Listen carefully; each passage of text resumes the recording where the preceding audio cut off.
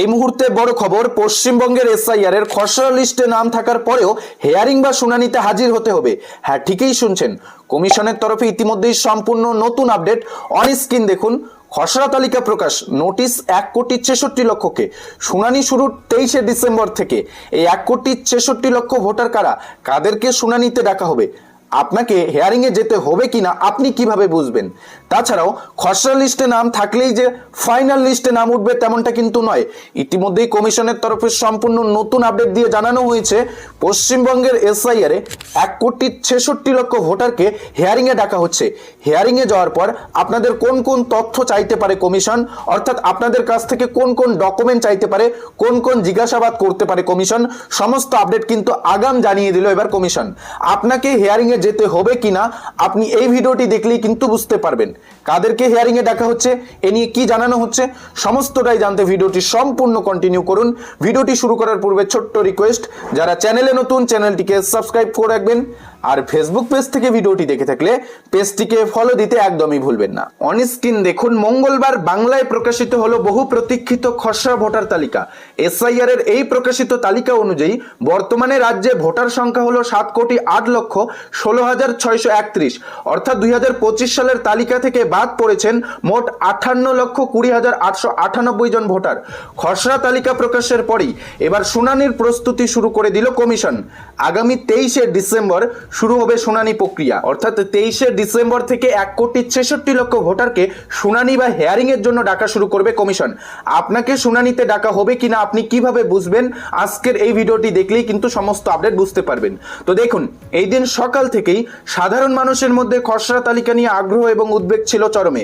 কেউ অনলাইনে, কেউ আবার ভোট কেন্দ্রে গিয়ে নিজের নাম খুঁজেছেন, কেউ ফোন করেছেন বিএলওকে, কেউ নিজের নাম খসড়ায় খুঁজে না পেয়ে দিশাহারা হয়ে পড়েছেন। ডানকুনিতে যেমন এতদিন বিএলওর সঙ্গে ঘুরে বেড়ানো 18 নম্বর ওয়ার্ডের কাউন্সিলর সূর্য দে এই দিন সকালে আবিষ্কার করেন খসড়া তালিকায় তার নাম নেই, তিনি মৃত। দুর্গাপুরের 14 নম্বর ওয়ার্ডে সময়ে ইনুমারেশন ফর্ম জমা দেওয়ার সত্ত্বেও তালিকায় নাম ওঠেনি 10 জন ভোটারের। আবার জীবিতকে মৃত কিংবা ভোটারের নামের বানান ভুল, শিলিগুড়িতে এমন ত্রুটি মিলেছে ভুরি ভুরি।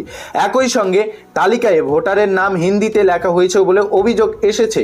শিলিগুড়ি শহরের 38 নম্বর ওয়ার্ডের ভোটার তালিকায় আবার এক মহিলার নামের পাশে লেখা বাংলা বাংলা। তারা প্রত্যেককেই অবশ্য অভিযোগ জানাতে পারবেন 15ই জানুয়ারি পর্যন্ত। তবে কমিশন জানিয়েছে, ইনুমারেশন ফর্ম পূরণ করার পরেও যদি কোনো ভোটারের নাম খসড়া তালিকা থেকে বাদ গিয়ে থাকে, সেক্ষেত্রে অবিলম্বে সেই ভোটারকে বিএলওর সঙ্গে যোগাযোগ করতে হবে। 15ই জানুয়ারি পর্যন্তই একটি নির্দিষ্ট সময়ে বিএলওরা সংশ্লিষ্ট বুথে বসবেন, তার কাছে অভিযোগ জানানো যাবে। সূত্রের খবর, খসড়া তালিকায় যাদের নাম থাকবে না তাদের নতুন করে নাম তোলার জন্য আবেদন করতে হবে। সেক্ষেত্রে তাদের 6 নম্বর ফর্ম পূরণ করতে হবে। সেই সঙ্গে একটি ডিক্লারেশন ফর্ম ফিল আপ করা বাধ্যতামূলক হয়েছে। এই ডিক্লারেশন ফর্মে ইনুমারেশন ফর্মের মতোই তথ্য দিতে হবে আবেদনকারীকে। এরই পাশাপাশি অন্য রাজ্য থেকে আসা ভোটাররা এ রাজ্যের তালিকায় নাম তুলতে চাইলে তাদের পূরণ করতে হবে ফর্ম 8, তাদেরও ডিক্লারেশন ফর্ম পূরণ করতে হবে বলে ইতিমধ্যেই জানানো হয়েছে। কমিশন সূত্রে খবর, প্রায় 1,63,00,000 ভোটারকে শুনানির জন্য ডাকা হতে পারে। তবে চূড়ান্ত ভোটার তালিকা প্রকাশ না হওয়া উপযুক্ত প্রমাণ সহ তালিকায় অন্তর্ভুক্ত হওয়ার সুযোগ থাকবে। শুনানি প্রক্রিয়ায় নজরদারি করতে পারে কমিশন, অর্থাৎ যে হিয়ারিং প্রক্রিয়া চালানো হবে সেই হিয়ারিং বা শুনানিতে কমিশন নজরদারি রাখতে পারে।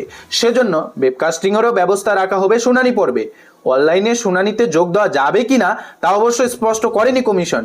যে জেলাগুলিতে ডিএম অফিসে সম্পূর্ণ শুনানির সুযোগ নেই, সেখানে অন্যত্র ব্যবস্থা করা হচ্ছে। বিডিও, এসডিও, এমনকি ভোট কেন্দ্রেও যাতে শুনানির ব্যবস্থা করা যায় সেই উদ্যোগ নিয়েছে কমিশন। যেমন কলকাতায় যেহেতু ডিএম অফিস নেই, এখানে যেসব বিল্ডিংয়ে ডিআইও অফিস এবং পুরসভার বিভিন্ন বড় দপ্তরে শুনানির ব্যবস্থা করা হতে পারে। কমিশনের হিসেব বলছে, দক্ষিণ 24 পরগনায় সবচেয়ে বেশি সংখ্যক ভোটার ডাক পেতে চলেছেন হিয়ারিংয়ে, সংখ্যাটা 20 লক্ষেরও বেশি। এছাড়া সামনের সারিতে রয়েছে উত্তর 24 পরগনা এবং মুর্শিদাবাদ। এই দুই জেলাতেই প্রায় 16 লক্ষ। খসড়া তালিকার উদ্বেগ শেষ, এবার নয়া দুশ্চিন্তা শুনানির। আগামী সপ্তাহ থেকে এই শুনানি প্রক্রিয়া শুরু হচ্ছে। এবার প্রশ্ন হচ্ছে, আপনাকে শুনানির জন্য যেতে হবে কিনা আপনি কিভাবে বুঝবেন? আপনার নামটা তো খসড়া তালিকায় আপনি দেখতে পারলেন। যারা এসআইআর এ ফর্মটি ফিল আপ করেছেন তাদের প্রত্যেকেরই নাম খসড়া তালিকায় উঠেছে। খসড়া তালিকায় নাম ওঠা মানেই যে আপনার নাম ফাইনাল লিস্টে উঠে যাবে তেমনটা কিন্তু নয়। খসড়া তালিকায় নাম থাকার পরেও কিন্তু অনেককে শুনানির জন্য ডাকা হতে পারে। তো আপনাকে শুনানির জন্য ডাকা হবে কিনা আপনি কিভাবে বুঝবেন? তো যাদের শুনানির জন্য ডাকা হবে তাদের প্রত্যেকের বাড়িতে বিএলও অফিসার অর্থাৎ আপনার বুথ লেভেল অফিসার আপনার বাড়িতে গিয়ে একটি নোটিশ দিয়ে আসবে। আপনাকে নিয়ে কমিশনের যদি কোনো সন্দেহ থাকে তাহলে আপনাকে শুনানির জন্য ডাকতে পারে। এমন না যে আপনাকে ডাকবে আর এমন না যে আপনাকে ডাকবে না। খসড়া তালিকায় নাম উঠেছে জন্য আপনাকে হিয়ারিং এ ডাকবে না এমনটা না। এক্ষেত্রে বলা যায় খসড়া তালিকায় নাম থাকলে যে আপনাকে হিয়ারিং এ ডাকবে তেমনটা নয়, এবং খসড়া তালিকায় নাম থাকলে যে আপনাকে হিয়ারিং এ ডাকবে না তেমনটাও কিন্তু নয়। আপনাকে ডাকতেও পারে এমনকি না ডাকতেও পারে। যদি আপনার তথ্যে কোনো গরমিল থাকে, কোনো ত্রুটি থাকে, আপনাকে নিয়ে যদি বিন্দু মাত্র কমিশনের সন্দেহ থাকে তাহলে আপনাকে হিয়ারিং এ ডেকে পাঠাতে পারে। এবং হিয়ারিং এ যাওয়ার পর কমিশনের নির্ধারিত করে দেওয়া 11খানা ডকুমেন্টের মধ্যে যে কোনো একটি নথি আপনাকে দেখাতেই হবে, তবেই কিন্তু আপনার নামটা ফাইনাল লিস্টে উঠবে। কমিশনের তরফে আপনার কাছ থেকে কিছু তথ্য বা জিজ্ঞাসাবাদ করতে পারে, যেমন আগে আপনারা কোথায় ছিলেন, আপনার বাবা মা কোথায় ছিল, এই ধরনের নানাবিধি প্রশ্ন করতে পারে, যেটা আপডেট জানা যাচ্ছে। এবার আমরা দেখে নিচ্ছি অনেকেই এখনো পর্যন্ত পশ্চিমবঙ্গের এসআইআর এর খসড়া লিস্ট মোবাইল থেকে ডাউনলোড করে দেখতে পাচ্ছে না নিজের নাম আছে কিনা। তো কিভাবে খসড়া লিস্ট দেখবেন সেটা দেখে নিচ্ছি। পশ্চিমবঙ্গের এসআইআর এর খসড়া লিস্ট দেখার জন্য মোবাইল ফোনের গুগলে আসবেন। গুগলে আসার পর voter.eci.gov.in এই লেখাটি লিখে আপনারা সার্চ করবেন। সার্চ করার পর প্রথম যে ওয়েব পোর্টালটি পেয়ে যাবেন এর উপর আপনারা ক্লিক করে নেবেন। ক্লিক করার পর এরকম ইন্টারফেস খুলে আসবে।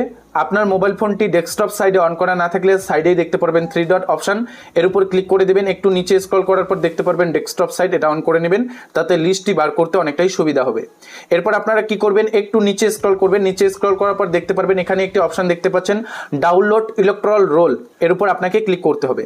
এর উপর ক্লিক করার সঙ্গে সঙ্গে এরকম ইন্টারফেস খুলে আসবে। প্রথমে এখান থেকে আপনার স্টেটটি সিলেক্ট করতে হবে। তো আমরা যেহেতু ওয়েস্ট বেঙ্গল থেকে এবং পশ্চিমবঙ্গেরই খসড়া লিস্ট দেখতে চাচ্ছি, তাই আমরা এখান থেকে স্টেট ওয়েস্ট বেঙ্গল সিলেক্ট করে নিলাম। স্টেট সিলেক্ট করার পর দেখতে পারবেন এরকম কিছুটা লোডিং নেবে। দেন এখান থেকে ইয়ারটা সিলেক্ট করা থাকবে, রোল টাইপ ড্রাফট সিলেক্ট করা থাকবে। এখান থেকে এবার আপনার ডিস্ট্রিক্টটা সিলেক্ট করতে হবে। আপনার ডিস্ট্রিক্ট সিলেক্ট করে নেবেন। ডিস্ট্রিক্ট সিলেক্ট করা হয়ে গেলে এখান থেকে আপনার বিধানসভাটা সিলেক্ট করে নেবেন। সমস্ত বিধানসভা দেখতে পারবেন এখান থেকে। আপনার বিধানসভা সিলেক্ট করা হয়ে গেলে এখানে ল্যাঙ্গুয়েজটা বাংলায় সিলেক্ট করা থাকবে, দেখে নেবেন। উপরের এই ডিটেলগুলো দেওয়া হয়ে গেলে পেজটির একটু নিচে স্ক্রল করে আসবেন। নিচে আসার পর এখান থেকে এবার আপনার পার্ট নং এবং পার্ট নেমটা সিলেক্ট করে নিতে হবে। প্রথমের এই পেজে যদি আপনার পার্ট নেমটা দেখতে না পান তাহলে নিচে আসার পর একটি আরো দেখতে পারবেন, এই আরোর উপর ক্লিক করবেন, পরবর্তী পেজ অন হয়ে আসবে। এখান থেকে আপনার পার্ট নেমটা খুঁজে বার করবেন, খুঁজে বার করার পর সিলেক্ট করে নেবেন। সিলেক্ট করা হয়ে গেলে যে এখানে ক্যাপচা কোডটি দেখতে পাচ্ছেন সেই ক্যাপচাটা এখানে বসাই দেবেন। বসাই দেওয়ার পর এখানে একটি অপশন দেখতে পাচ্ছেন ডাউনলোড সিলেক্ট পিডিএফস, এর উপর আপনাকে ক্লিক করতে হবে। এর উপর ক্লিক করতে অটোমেটিক ডাউনলোড হয়ে যাবে। তো এটাই আপডেট জানানো ছিল। আপডেটটি যদি আপনাদের ভালো লেগে থাকে তাহলে ভিডিওটিতে একটি লাইক করে দেবেন। যারা চ্যানেলে নতুন চ্যানেলটিকে সাবস্ক্রাইব করে রাখবেন। ফেসবুক পেজ থেকে ভিডিওটি দেখে থাকলে পেজটিকে ফলো দিতে ভুলবেন না।